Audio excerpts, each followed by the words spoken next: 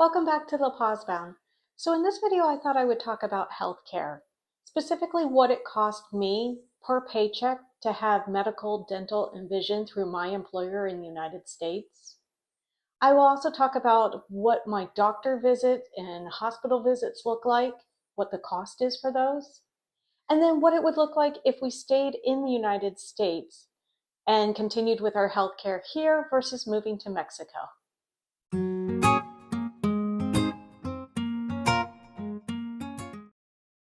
So what do I pay each paycheck for health insurance through my employer? Well, for medical, dental, and vision, and life insurance, I pay $158 each paycheck. My deductible is $500 per calendar year, and I also pay co-insurance. So let me share with you a couple of examples of what I've paid to go to the doctor and the hospital here in the United States. My health insurance covers yearly well woman exams. So that includes mammograms and gynecology visits once per year. If I didn't have health insurance through my employer, I'd probably be looking at over $1,000 per year just for the mammogram alone. So in September, I took 2 business trips to California. On the second business trip, when I came home 3 days later, I got very sick. I made an appointment with my doctor. It was a $30 copay. It was a curbside appointment. He tested me with a nasal swab for both flu and COVID, and it turned out to be COVID. Throughout the last 4 years, my husband and we've been very careful about not getting sick.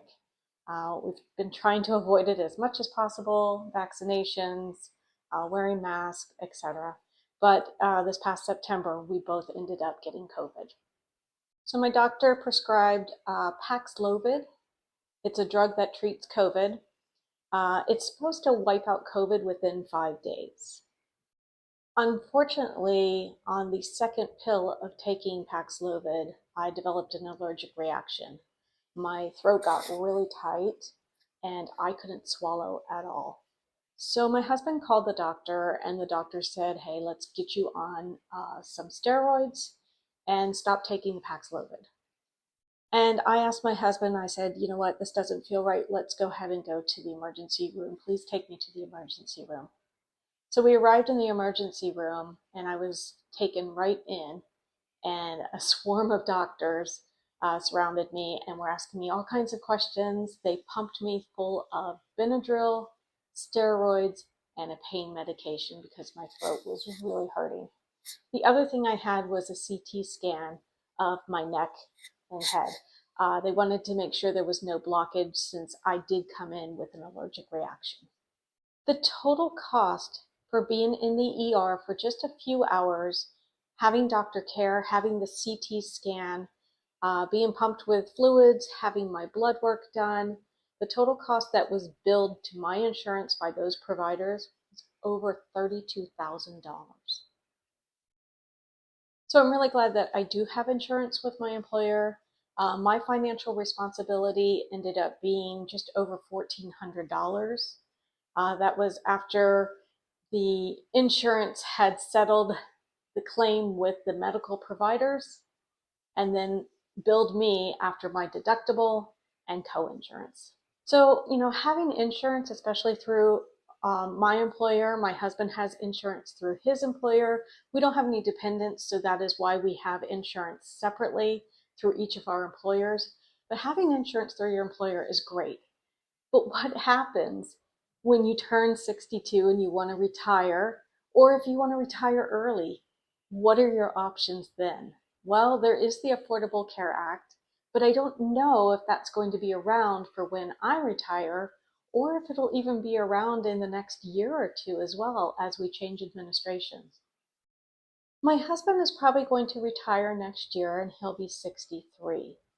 So what would be the options for him? Because you have to be 65 before you're eligible for Medicare. Well, I could keep working and he could jump onto my employer plan, my healthcare plan. We did that with his plan when I was a contractor about 9 years ago, and it's very expensive to do that. So, while I'm paying $158 a paycheck for my insurance, by adding him onto my insurance, we're probably looking at, and again, this was 9 years ago, we're probably looking at about $400 each pay period that he would have to pay to get onto my insurance. So it's very expensive for us to get onto each other's insurance, which is why we keep them separate and why we just go individually through our employer sponsored plan. So many, many years ago, when I was in high school, I had a world history teacher in 10th grade. Found out that she was from the same small Pennsylvania town that my stepfather was from, and they ended up forming a friendship. So my parents and my teacher and her husband had a lifelong friendship that they formed that started when I was in 10th grade. About 10 years ago, we had lunch with my parents and my former teacher, and they were newly retired, her and her husband. And she told me two things. She said, first, make sure all of your debts are paid for before you go into retirement. So if you've seen my last video, you know that that is something that my husband and I are working toward. The second thing she said was she did not realize that in retirement, how outrageously expensive healthcare is. So my mother also retired fairly early. She retired at 62, so she could draw on Social Security, and she had a small pension. She retired to take care of my elderly grandmother who suffered from dementia. My grandmother passed in 2020. She was in her early 90s, and she was living in a memory care facility that cost approximately $4,000 a month, and she did that for 6 years. Now, my stepfather decided to wait until age 70 to retire. He wanted the full benefits of retirement and Social Security. So he worked all the way up until age 70, and both of them are in fairly good health. My mom, her Medicare, when it kicked in at 65, looks much different than my father or my stepfather's Medicare. They both do not have equal benefits through their Medicare. My stepfather's Medicare benefits are actually a little bit better. And when I talked to them recently, I asked them, are you worried about running out of money in retirement in your slow go and your no go years? And my stepfather wasn't that concerned with it, but my mother was. She was worried that her pension would run out and that she would not be able to live in the United States on just the Social Security alone. Now, combined, they'll be okay, I believe, I hope. And they're not thinking about leaving the United States.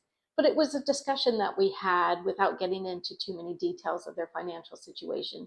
But yeah, my mom was worried whether she could continue to afford the living expenses in retirement based on her small amount of Social Security versus my stepfather who worked until 70 and is now getting the full benefits. So I hope you enjoyed this video. I hope you learned a little bit more about healthcare in the United States through the examples that I showed you. If you like this content, please feel free to subscribe, give me a thumbs up, and I hope to bring you more content in the future. Thanks for watching.